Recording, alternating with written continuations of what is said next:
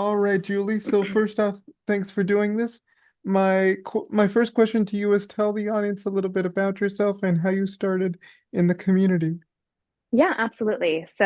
My name is Julie Taheri. I'm a licensed mental health counselor associate. I'm based in Issaquah and Sammamish. I work with lots and lots of people, teenage girls. As a large percentage, I work with um, a lot of folks with eating disorders. I work with folks with anxiety, school struggles, family things going on, parenting challenges, etc.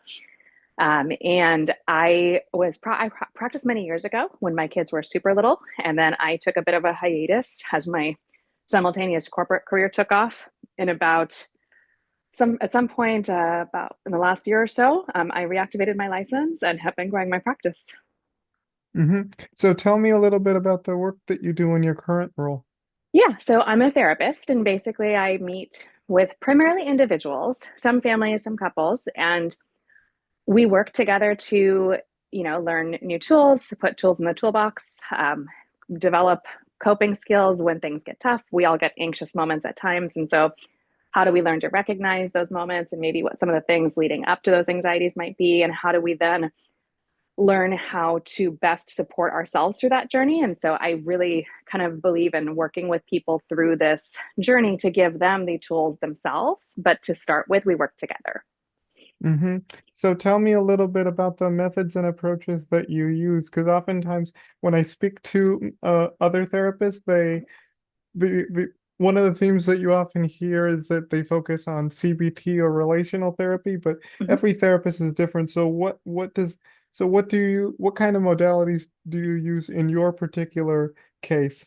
Yeah, absolutely. So I have an eclectic approach. I'm primarily CBT oriented. However, alongside that, I also think that there are times where CBT combined with other things is super helpful. I also do exposure therapy for specific phobias, for example, and so that's ERP is the type of therapy that I use there. And then with couples, I'm trained with the training through level one Gottman, and so that's more of a relational couples therapy approach. And then I do some mindfulness integration with my CBT work as well to help people really understand kind of how they can start maybe reading some of the cues in their bodies when they're starting to feel heightened. Do they start feeling their pulse rate, for example, start to heighten? Um, so it's kind of an eclectic mix, but I'm primarily CBT oriented. hmm So when you're with the patients, like what does the room look like? How do you sort of help folks with different mental health challenges to sort of get them to talk about, their problems and kind of be with them, be where Yeah. they're at basically. Yeah, absolutely. So with my clients, I really focus those first, it depends. Everybody opens up at a different pace. And there's lots of reasons for that. Some people have never been to therapy before. Some people are dealing with pretty extensive trauma and they're very hesitant to establish trust because they're coming from a scenario in which they've had trust violated a lot. And so it takes them a while to warm up. What I try really hard to do is give an open, calming, supportive, and non judgmental environment. My therapy practice is called guilt free therapy. And the reason that I really align with that phrasing is because, while guilt is an emotion that I think we've all experienced at some point, what I really try hard to work through with people is we can be accountable and still understand what we can do. And that doesn't mean we need to continuously feel this nonstop guilt around this thing that maybe you feel bad about and is giving you anxiety about. It means that we take ownership and accountability and we learn how to forgive ourselves for some things that maybe we're upset about and also learn better tools so that we understand where we were coming from and what we can do in the journey as we continue. hmm My my next question is, what sorts of response responses have you gotten from patients that have attended your sessions? What has been the common theme that you've noticed? I think it varies. Common theme is they usually come back after the first session and they usually indicate either by actually just saying, out loud, like, I'm super comfortable. Thank you for giving me space, where I have quite a few clients who say that. Or they'll come back and maybe they might not say that, but they over time get a little bit more comfortable. They're a little bit more relaxed when they're sitting down. They're a little bit, less looking around and more just talking authentically, as opposed to calculating what they're going to say or thinking about it. They're over time, when I see them becoming comfortable, is when I know that I've given them an environment and done my best to support them being able to move through this journey. Mm-hmm. My next question is, what impact does your kind of work have on the community? Like, what have you learned in doing this kind of work? And also, like, Yeah. what do you hope to learn, like, in the future, like learning something Mhm. new or acquiring new sort of skills, if you will. Mhm. I don't know if that's the right word, but Yeah. Yeah, absolutely. So I am a what I call a lifelong learner. I always want to learn new skills, and I really appreciate how accessible a lot of trainings are these days, where we really, as therapists, are able to go in and really understand some of these different trainings. COVID was a fascinating kind of time of life for, I think, all of us in many ways. But one of the things I think it did a great job of was the ease of access of information to world renowned experts across different fields. I've been able to go to and attend virtually trainings with, world renowned experts in different types of therapy, and being able to learn from those individuals, and also understand what the new research is saying, what the new information and evidence is telling us, and how we can best support and adjust and adapt over time. I think it's a nonstop evolution of how to become better. And so I'm just excited to keep learning around those things. I think the most recent training that I've been immersed in is becoming a certified ADHD certified professional, where I can do the full assessments and such. And, some of the new research, for example, with ADHD and life expectancy, and things that when I was in graduate school were sort of kind of talked about, but the depth of research and the depth of information, and again, these world class experts in these fields being able to go through trainings that they're teaching is pretty awesome. And to answer the former question around kind of what I've learned. So, what I've learned is that there's a lot of shared anxieties, but there's also a lot of different ones. And what I've learned, that I think I've always genuinely believed and has just become more and more firm of a learning, is that the better we can support people as they develop and go through time and evolve and change and become who they are, the better that I think the outcome is for not just them, but everybody around them. I talk a lot about teaching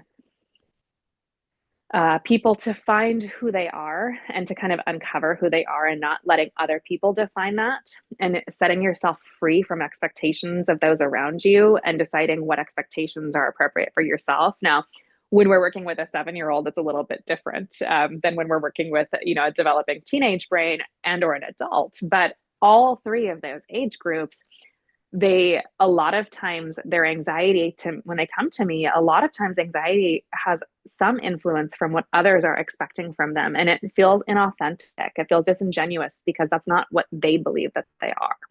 And that could be, something as simple as, I work with a lot of folks with eating disorders, and so the belief is, I'm supposed to be the skinny one. Who decided you're supposed to be the skinny one, and why does that matter? So let's talk about what your identity is, for example. Or, I'm supposed to be the one with the straight A's. Who decided that? Do you want to have straight A's? I'm supposed to be the best performer in the workplace. Why? Like, let's talk about these things and these expectations and where they came from. Did you hold yourself to these standards, and is that authentically who you are?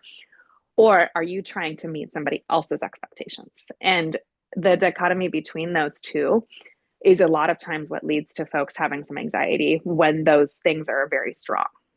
hmm it's an interesting point that you mentioned about like figuring out how people really define themselves, Mm-hmm. especially in these crazy times now. It's a little it's a little, like interesting and kind of crazy, I guess. And um also because, in a time where people, you know, try to define themselves, there are Mm-hmm. other people in power that try to define the conditions for them. You Yes, know what I mean? I do. And I think we we do a bit of a disservice, just generally speaking. If I think about, I've done a lot of research, so with individuals who struggle with school, because I have seen lots of that in my personal and professional life. And one thing that I was fascinated by was looking at the academic approach that we have here versus in other countries in the world. And one thing that I was fascinated by was Finland's approach to education, K through, or sorry, up until age 8. In the article I read, and Finland is known to have some of the highest, if not the highest, test scores in the world. They're very, very intelligent. And so, as we're saying that, or they're really good test takers, either way, they have very high test scores if we're using that as our baseline of comparison. They don't really start focusing heavily on academics until what we would probably say is second or third grade. Up until then, they focus on social skills, they focus on nature, and they focus on building things as a team and collaboration. And when I think about child development and then I think about our classroom structures here, it can be really tricky because we're asking kindergartners, we're asking 5-year-olds to sit in a desk for hours a day and to learn academic material in the same way that we're asking middle schoolers to. Now, do middle schoolers get recess? No, my son's going to start middle school next year, and his biggest complaint is he will no longer have recess. That is his biggest concern. So, yes, there's a bit of a difference. But when we think about the approach that we're taking, we're kind of setting this belief in an early brain that there is a right answer and there's one way to operate. And what's interesting is when you leave the academic world and you go into a work and corporate world, there's not always a right answer. Sometimes your job is to uncover and innovate where there hasn't ever been an answer. And so, how do we know how do we know and learn how to be comfortable when there's no quote unquote right answer when we're trying to evolve and innovate something? And the parameters you're talking about are kind of, there's almost a box that people need to fit in. And oftentimes it's folks who are not in the box that are our innovators and our designers, right? So my my son is dyslexic and has severe ADHD, and I read him a book recently. Not we read together, I should say, and we were going through all of these different famous individuals who have struggled with dyslexia, or who have dyslexia, or had if they're deceased. So it's fascinating how many people are on that list who are world famous. Walt Disney, for example. Think about the innovation and imagination. Did anybody have any right way of making Disneyland? It's something he invented and created. And it's probably because his brain was able to create this outside of the box thing. We embrace that after it's done, but it's tough when people are expected to stay in the box and their brains and minds aren't designed that way. Mm-hmm. Yeah, I get what you're saying. My next question is like wh what how can individuals, who are trying to find that sense of identity, how Mhm. can they sort of, you know, feel seen and feel heard Mhm. in the moment? That's a great question. And I think, I'm a big proponent of positive support systems. And so the best positive support systems and access that people have, and being surrounded by people who give nothing from a vibes perspective of disapproval if someone is innovating. And that requires a lot of us who were also brought up as, if we're thinking about kids with grown-ups and grown-ups, it requires us to allow that exploration and that freedom, but also within the boundaries of not giving so much autonomy that there's also no expectation. And it's a really tricky balance. So I go back to the parenting or supportive adult aspect around, if we constantly teach our kids to fit in a box, how are they ever going to be comfortable outside of the box? And how do we give them a safe environment to kind of experiment and test that out? Uh, and I will say in our environment here, my husband's brain is probably a little more like my son's, and he, I'll see something and I know it's supposed to be done a specific way, and my son's doing it a different way. And I might be like, it doesn't make sense. You're doing it that way. And I got to give my husband some kudos here because he'll be like, well, maybe it's a different way. Maybe it's a better way. And maybe we discover something that we wouldn't have without it. And so having compassion around that and actually respecting that journey, and also understanding that sometimes that's where the ideal innovations come from, is the people who think differently. And those are the things that can actually change the world, which is a pretty powerful thing to consider. Mm-hmm.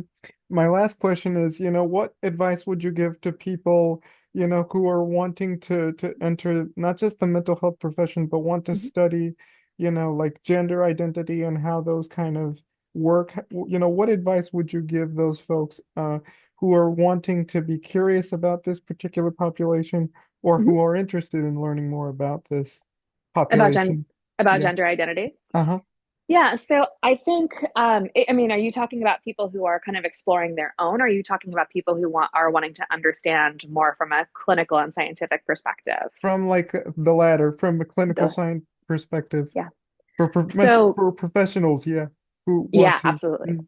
Yeah. So I think we have, we're in Seattle, and we're really, really blessed that we have a pretty broad community of folks who are actually very, very willing to kind of have these conversations. And it's not one of my particular specialties in my practice. So I would feel like I would be slighting my colleagues who do focus on that as one of their primary focuses if I were to give a clinical answer of, well, here's what to do or what to think. But what I will say is that there are so many resources that are local. If you go to therapy groups, if you honestly, if you were to just go to Google and if you were to type in, therapist specializing in gender identity and the like in this area, there are so many therapists who have workshops, who have classes, who are more than happy to do consultations and talk to people. And it's really, really amazing that we get to learn from folks who have all of these different specialties. And we're in such an open-minded area where there's there's no need to hesitate to be like, raise your hands and be like, hey, this is one of my specialties and I can't wait to tell you more about it. Mm-hmm.